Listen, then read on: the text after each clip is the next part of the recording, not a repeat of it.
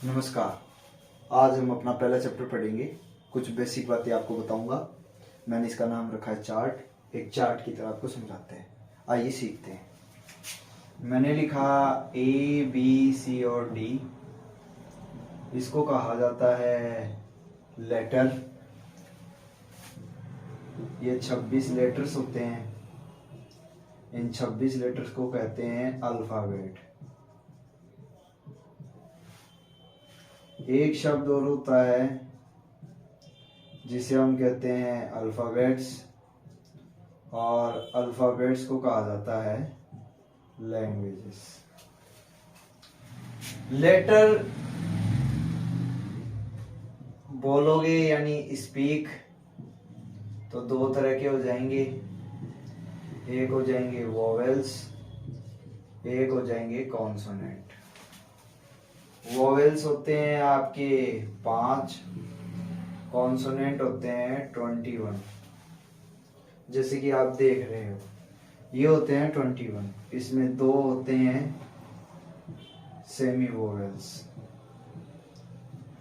यानी W W W, Y Y Y. ये शुरू के जो आ जाएं, डब्लू और वाई को सेमी वोवेल्स कहा जाता है। शुरू में आने पर इन्हें कहा जाता है कॉन्सोनेंट। बीच में और लास्ट में आने पर इन्हें कहा जाता है वोवेल्स। मैंने लिखा WATCH वॉच, यानी वह। ध्वनि आ रही है वह की, यानी व्यंजन। इसीलिए शुरू में आने पर इसे कहा जाता है कॉन्सोनेंट। जैसे कि आप देख रहे हो, मैंने लिखा THROW थ्रो।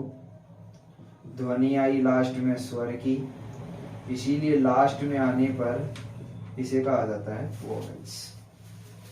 आगे हम देखें लेटर। वाई शुरू में आने पर और बीच में आने पर, शुरू में आने पर कॉन्सोनेंट, यही कंडीशन वाई और बीच में आने पर वोवेल्स कहलाएगा।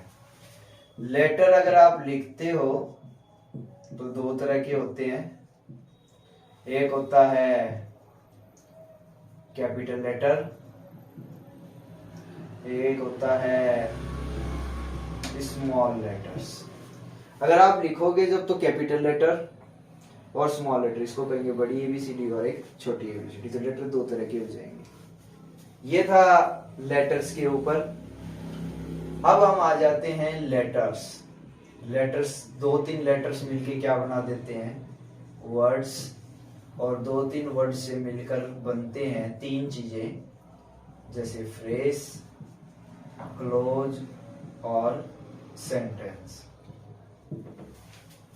जिसके अंदर सब्जेक्ट और वर्ब ना हो वो होता है फ्रेज। जिसके अंदर सब्जेक्ट और वर्ब हो वो होता है क्लोज। जिसमें सब्जेक्ट और वर्ब हो उसे कहा जाता है सेंटेंस। अब दोनों में अंतर क्या है, मैं एग्जांपल के तौर पे लिख रहा हूं। In the morning, in the evening, on the wall. ना तो इसमें सब्जेक्ट है ना इसमें वर्ब है, तो मैं तीनों को कह देता हूं फ्रेज। अब क्लोज और सेंटेंस में क्या अंतर है, इसको हम अभी समझेंगे। अभी मैं आपको समझाऊंगा क्लोज और सेंटेंस का अर्थ क्या होता है। मैंने लिखा लेटर। लेटर से बन जाएगा वर्ड। वर्ड से 3 चीजें बनती हैं, जैसे कि मैंने आपको बताया, फ्रेज, क्लोज और सेंटेंस। जिसमें सब्जेक्ट और वर्ब हो वो क्लोज भी होता है सेंटेंस। फ्रेज जिसमें सब्जेक्ट और वर्ब ना हो। अब दोनों में अंतर क्या है वो देखिए। मैंने लिखा द डॉग इज बार्किंग। तो आप जैसे जानते हो, ये हो जाएगा सब्जेक्ट, ये हो जाएगा वर्ब। तो इसका अर्थ है ये क्या है, क्लोज है। अगर इसका अर्थ स्पष्ट में आ रहा है, आपके स्पष्ट हो रहा है, तब आप इसको अब क्या कह सकते हो, सेंटेंस कह सकते हो। मैंने लिखा the dog is barking because it is hungry. जैसे कि आप देख रहे हो। तो इसके अंदर सब्जेक्ट भी है और वर्ब भी है। तो ये बन गया आपका क्लोज, ये बन गया आपका क्लोज बन गया। अगर आपको इसका अर्थ स्पष्ट हो रहा है तब आप इसको क्या कह सकते हो, सेंटेंस कह सकते हो। मैंने लिखा बिकॉज इट इज हंग्री, इसके अंदर आ गया सब्जेक्ट और ये आ गई क्रिया यानी वर्ब। तो पहले ये बनेगा क्लोज, ये पहले क्लोज बनेगा अगर इसका अर्थ लेकिन अधूरा है। बिकॉज इट इज हंग्री, ये भूखा है तो क्यों है, इसका अर्थ अधूरा है, इस वजह से इसे वाक्य नहीं कहेंगे, सेंटेंस नहीं कहेंगे। बढ़ते हुए ये हो गया सेंटेंस। सेंटेंस के अंदर फ्रेज और क्लोज रहेगा। शुरू करें लेटर, लेटर से बन जाएगा वर्ड और वर्ड से बन जाएगा सेंटेंस। सेंटेंस के अंदर क्लोज होता है और क्लोज के अंदर सेंटेंस होता भी और नहीं भी होता।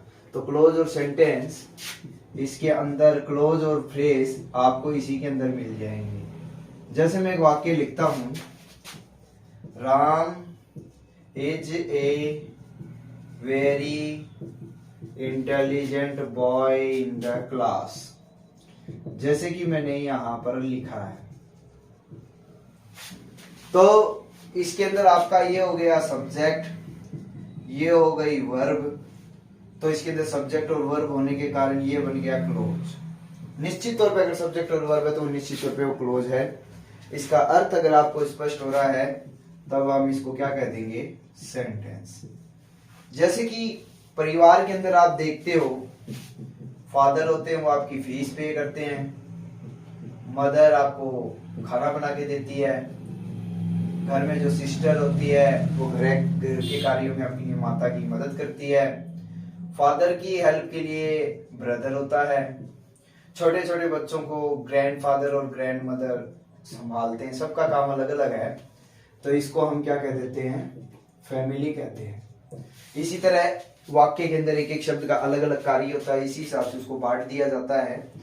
तो ये हो जाएगा आपका नाउन, ये helping verb, article, adverb, adjective, common noun, preposition, article और कलेक्टिव नाउन।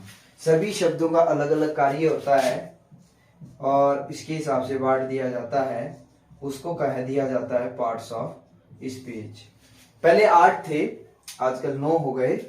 तो पहले नंबर 1 इसके अंदर होता है नाउन, दूसरा होता है प्रोनाउन, तीसरा होता है एडजेक्टिव, चौथा होता है वर्ब। वर्ब को जो मॉडिफाई करे वो हो गई आपकी एडवर्ब।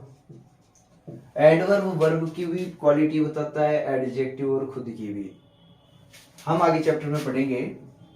फिर एक और होता है प्रीपोजिशन, फिर कंजंक्शन, फिर 8वां होता है इंटरजेक्शन। एक 9वां और शामिल कर दिया गया। एडजेक्टिव के 10 भाग होते हैं, उसमें 2 भागों को शामिल ना किया करके एक 9वां भाग शामिल किया जाता है जिसे कहा जाता है डिटरमिनर्स। इसके अंदर आर्टिकल प्लस एडजेक्टिव को दोबारा शामिल किया जाता है। इस एडजेक्टिव में 10 होते हैं, इसमें 8 को शामिल करके 3, तो टोटल हो जाते हैं 11। और यहीं से आपकी ग्रामर शुरू करते हैं। तो आज का ये चार्ट हमारा पूरा होता है। मैं आपको 30 चैप्टर्स पढ़ाऊंगा बेसिक, जिसके अंदर हम कुछ बेसिक ही सीखेंगे, जिसके अंदर हम सिंपल सेंटेंस बनाना सीखेंगे और बहुत ही इजी तरीके से। उसके बाद ग्रामर हमारी शुरू होगी। बड़े छोटे छोटे चैप्टर होंगे।